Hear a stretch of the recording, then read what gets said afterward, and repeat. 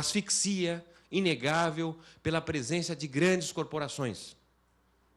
Em qualquer setor que nós formos olhar, tem 2, 3, 4 corporações que dominam o setor. E nós somos um país que tem a maior parte formada por pequenos e microestabelecimentos. Isso não significa deixar de lado a grande empresa, porque nós estamos caminhando para um mundo de 500 grandes corporações liderando qualquer setor de atividade econômica. 500 grandes. O projeto chinês é ter 150 grandes corporações. O Brasil precisa ter um projeto de grandes, também corporações, e está tendo nesse sentido. Mas essas grandes corporações são tão grandes, para vocês terem uma ideia, as 500 maiores corporações respondem por 50% do PIB mundial. Essas grandes corporações são tão grandes que, se quebrar, leva ao colapso do país. A experiência concreta do Lehman Brothers, que quebrou e significou, então, o estupim dessa crise internacional.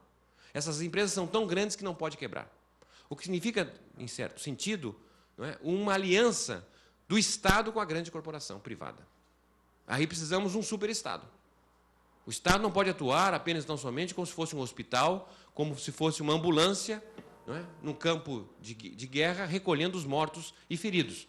O Estado tem uma atuação de condução, de planejamento, de articulação com grandes corporações. Mas isso, por outro lado, não pode ser um abandono das micro e pequenas empresas, porque são elas a sustentação do emprego. São elas a sustentação de parte significativa da produção.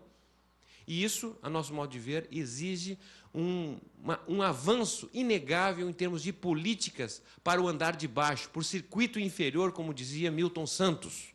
Não podemos ter políticas enraizadoras para as grandes corporações. Isso é inegável, do ponto de vista da estratégia nacional. Mas como, na verdade, fundamentar e avançar nas micro e pequenos negócios, na economia solidária? Nosso modo de ver significa a ampliação do setor bancário brasileiro. Nós precisamos ter bancos que olhem os pequenos negócios. Não se justifica o Brasil não ter um banco para micro e pequenas empresas. O Japão tem um banco público para micro e pequenas empresas, com o objetivo de garantir crédito nas mesmas condições que a grande tem quando negocia com um banco privado. Um país com quase 200 milhões de habitantes não pode ter apenas e tão somente 160 bancos. Tinha 230 há 10 anos atrás. Os Estados Unidos têm mais de 8 mil bancos. A Alemanha tem mais de 3 mil bancos, sobretudo os bancos comunitários. Então, a questão do crédito é muito importante. Mais do que isso, é a questão da tecnologia. A tecnologia para micro e pequenos empreendimentos. Como articular os laboratórios, as universidades, a produção do conhecimento com as exigências da produção no âmbito das pequenas escalas de produção. Como articular as compras públicas. Avançou recentemente com a Lei Geral das Micro e Pequenas Empresas as compras governamentais, mas ainda há uma restrição, porque depende dos governos municipais. É fundamental usar as compras públicas como objetivo de sustentar, nos primeiros momentos, as compras, a produção dos pequenos negócios. A lei de licitação que nós temos hoje ainda é um impeditivo às compras dos pequenos negócios. E não há dúvida que, nesse sentido, a cooperação da produção de pequena escala coloca, junto com o ambiente da competição, um elemento que não se exclui de forma menor. Então, temos essa questão que nos parece fundamental, que é a repensar, a reinvenção do mercado, e, nesse sentido, o Estado tem papel fundamental, porque o mercado está cada vez mais asfixiado pela baixa competição entre estabelecimentos. E a segunda função, e aí eu termino, Zucchi, que é basicamente uma refundação do Estado em termos de condução de políticas públicas. O Estado brasileiro ainda é depositário das pretensões do século XIX e do século XX em termos de organização do Estado. O nosso Estado é um Estado de caixinhas de especializações. Para o problema da saúde, bom, vamos ter, então, lá laboratórios, medicamentos, postos-de-saúde, médicos, ministérios. Então, o Ministério para cuidar da saúde, o Ministério para cuidar da educação, o Ministério para o trabalho, o Ministério para a agricultura. Ou seja, nós fomos construindo um conjunto de caixinhas que, na realidade, tem enorme dificuldade de operar de forma articulada e integrada. Nessa sociedade do século XXI, os problemas são cada vez mais totalizantes.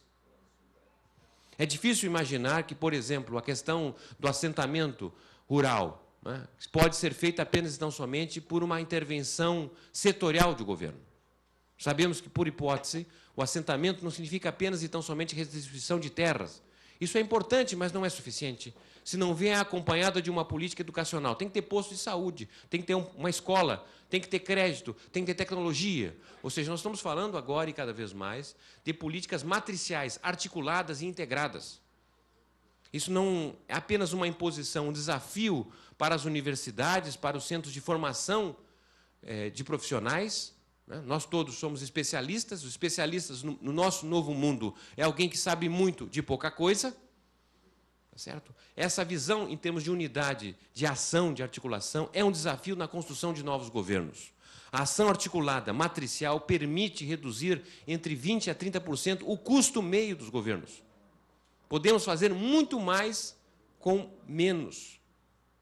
Mas isso implica, na verdade, nova forma de gerir o Estado, uma nova forma de organizar o Estado.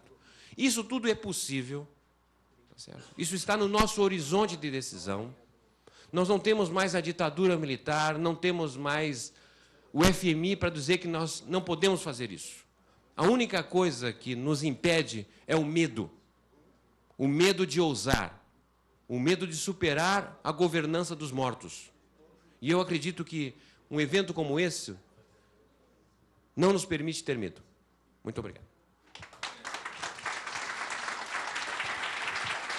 Obrigado, Márcio. Maynard. Bom, nós temos agora 4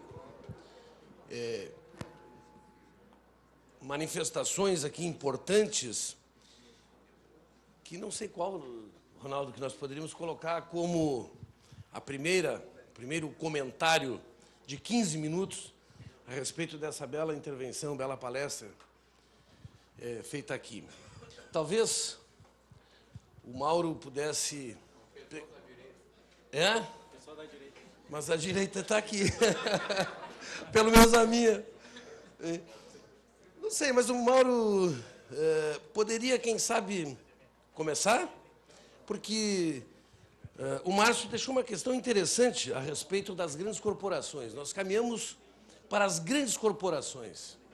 E aí já reside um sério risco para o futuro. O Brasil não estaria, ou não poderia estar a salvo, se continuar trabalhando da forma em que está trabalhando, com a presença significativa, importante do BNDES Par, junto a essas corporações, não só financiando, mas sendo parte, sendo sócio. Ou seja, será que aquilo que há pouco nós estávamos, pelo menos alguns setores da sociedade brasileira, estava a condenar, nós não estaremos entrando de corpo e alma na criação de um superestado, com a presença do BNDES, para garantir no futuro que não se quebre, para que o país não quebre através da quebra dessas grandes corporações? Com o senhor.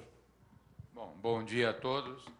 Eu confesso para vocês, e aqui não é um elogio singelo, eu estava acostumado a ler os artigos do Márcio e nunca tinha tido o prazer de ouvi-lo. E fiquei encantado de te ouvir, Márcio. E soube aqui, eu até pensei que tu não era aqui do Rio Grande do Sul, e aqui um pouco antes de entrar na sala, não, o cara é da nossa universidade, inclusive. E fiquei muito feliz disso, com um entusiasmo até redobrado ao te ouvir.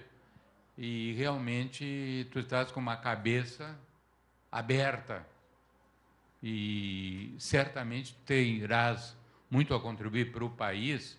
E aqui eu acho que para o Estado, Tarso, é um homem que vai ter que ajudar aqui muito, porque realmente são ideias que saem do nosso dia a dia, do nosso arroz com feijão, nós que estamos aqui na província tomando chimarrão e comendo churrasco.